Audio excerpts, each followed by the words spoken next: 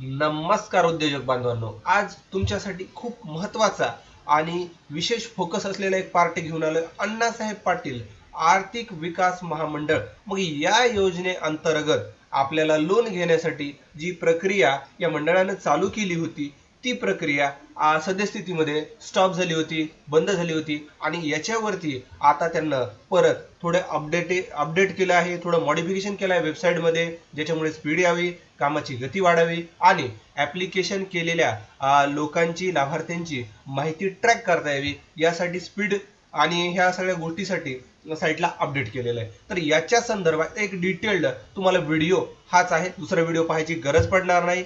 त्याच्यामुळं सर्वप्रथम हा पूर्ण व्हिडिओ पहा.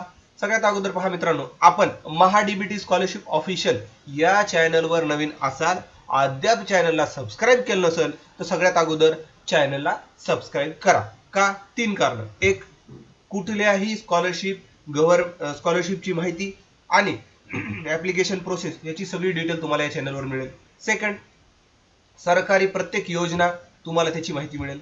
नंबर 3, याच्यामध्ये गव्हर्नमेंटच्या कर्ज योजना आणि त्याचे बेनिफिट्स या सगळ्या गोष्टी तुम्हाला या चॅनलवर मिळतील. म्हणजे एकंदर तुम्हाला चॅनलला सबस्क्राईब करावंच लागेल. चला वळूयात आजच्या विषयाकडे. सर्वप्रथम पहा, अण्णासाहेब पाटील विकास महामंडळ याच्या अंतर्गत आजपर्यंत 2 योजना चालू केलेल्या होत्या. आता या 2 योजना कुठल्या? तर याच्यामध्ये पहिली योजना आहे वैयक्तिक कर्ज व्याज परतावा योजना. म्हणजे वैयक्तिक म्हणजे एका व्यक्तीनं घेतलं जाणारं जे कर्ज आहे, तिची जी योजना आहे त्याला वैयक्तिक कर्ज व्याज परतावा योजना किंवा IR1 असं आपण म्हणतो. किंवा याच्यामध्ये आणखी एक योजना आहे IR22.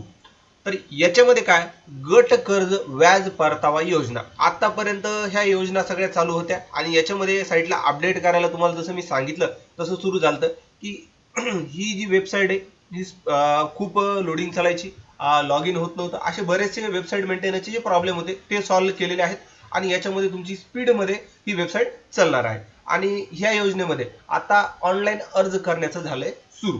तर तुम्हाला मी थोडीशी याची बेसिक कन्सेप्ट सांगतो की याच्यामध्ये काय काय गोष्टी आहेत आणि त्यानंतर आपण डिटेल टॉपिक चर्चा करूया. सर्वप्रथम पहा, IR1 किंवा IR2 याला क्लिक केल्याच्या नंतर आता या योजनेची माहिती काय हे पहा की ह्या योजनेअंतर्गत तुम्हाला 15 लाखाच्या मर्यादेत बँकेकडून व्यावसायिक कर्ज मिळू शकतं. आता ही कर्जाची प्रक्रिया कशी, आता यांना सांगितलेलं तुम्हाला न वाचता तुम्हाला डिटेलमध्ये सगळ्या गोष्टी मी सांगणार आहे.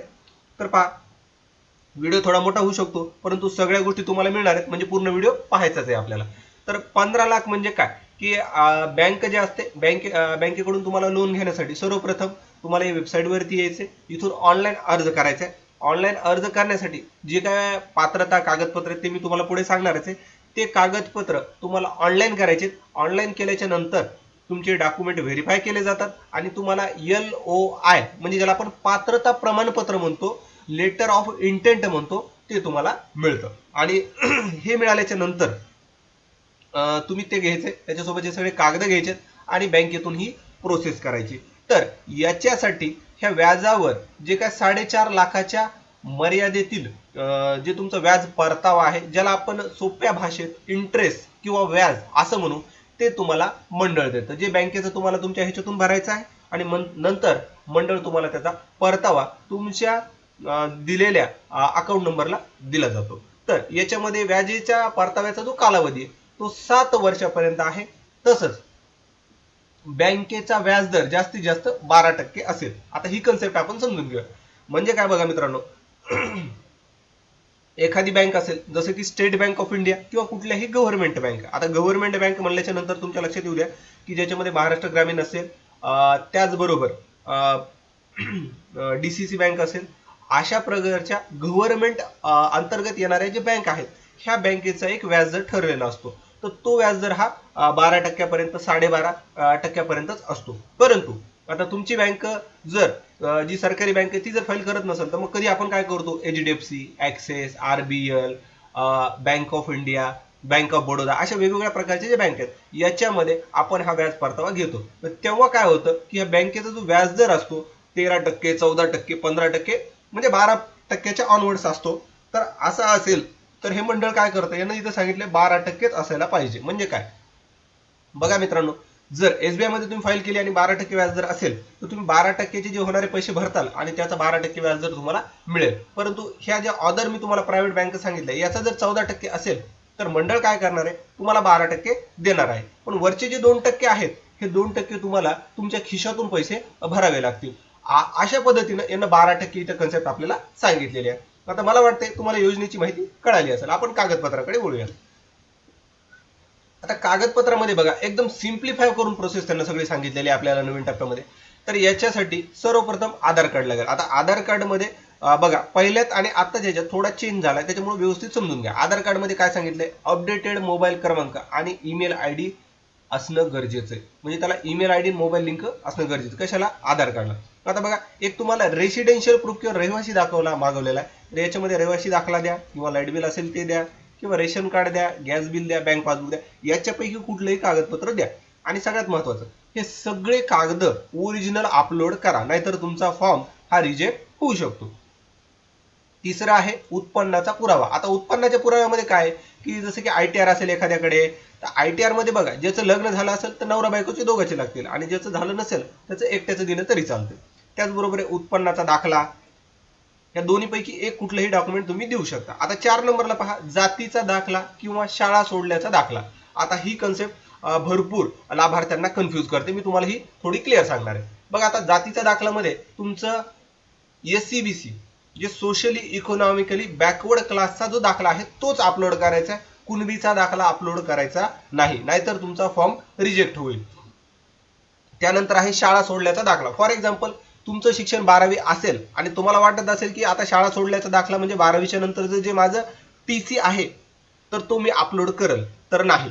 शाळा सोडल्याचा दाखला म्हणजे काय, तुम्ही 1ली ते 10वी पर्यंत जे शिक्षण घेता त्याच्यावरती शाळा सोडल्याचा दाखला किंवा इंग्लिशमध्ये लिव्हिंग सर्टिफिकेट किंवा LC म्हणतो तो कागदपत्र आपल्याला इथं अपलोड करायचा आहे. जर इन केस तुमच्याकडे हा नसेल आणि तुमचं हायर शिक्षण असेल 12वी ग्रॅज्युएशन पोस्ट ग्रॅज्युएशन, तर तेव्हा तुमच्याकडे TC असं लिहिलेलं एक प्रमाणपत्र मिळतं.